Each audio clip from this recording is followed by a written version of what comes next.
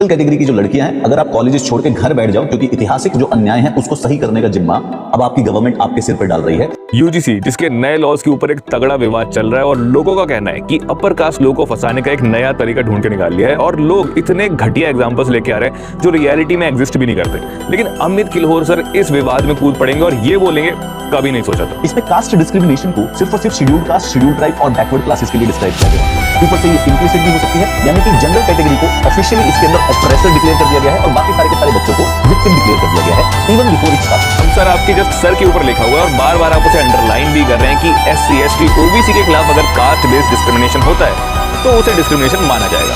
और इसमें आप कह रहे हैं कि जनरल कैटेगरी वालों को एक तरीके से विक्टिमाइज कर दिया गया है। लेकिन आप मुझे एक बात बताइए कि कभी आपने एक न्यूज भी सुनी है जहां पे जनरल कैटेगरी वाले के साथ कास्ट बेस्ड डिस्क्रिमिनेशन हुआ? कास्ट बेस्ड डिस्क्रिमिनेशन होता किसके साथ है सर, ये तो सोच के बताइए।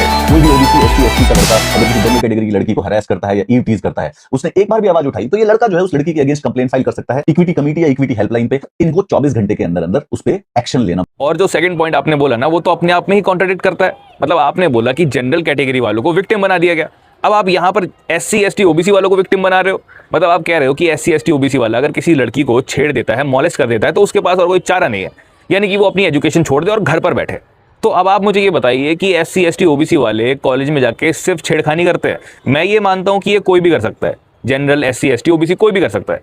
लेकिन यहाँ पे तो आप डर का माहौल फैला रहे हो, प्रोपेगेंडा फैला रहे हो।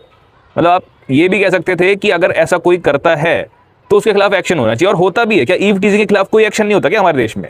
लड़कियों को छेड़ने के खिलाफ कोई एक्शन नहीं लिया जाता? अभी हिमाचल में एक केस हुआ था, पल्लवी, जिसका इतना मॉलेस्टेशन हुआ, उसको इतना परेशान किया गया कि वो डिप्रेशन में चली गई और उसके बाद उसकी डेथ हो गई। महीनों तक वो वेंटिलेटर पर रही।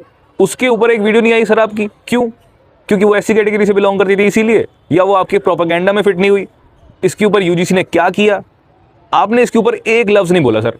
लेकिन अभी आपका प्रोपेगेंडा यहाँ पे सेट हो सकता है तो आप बोल रहे हो। मतलब वैसे आप अच्छा कंटेंट बनाते हो, अवेयर करते हो, लेकिन ये किस तरीके की अवेयरनेस है सर? इसे अवेयरनेस नहीं, इसे प्रोपेगेंडा कहते हैं।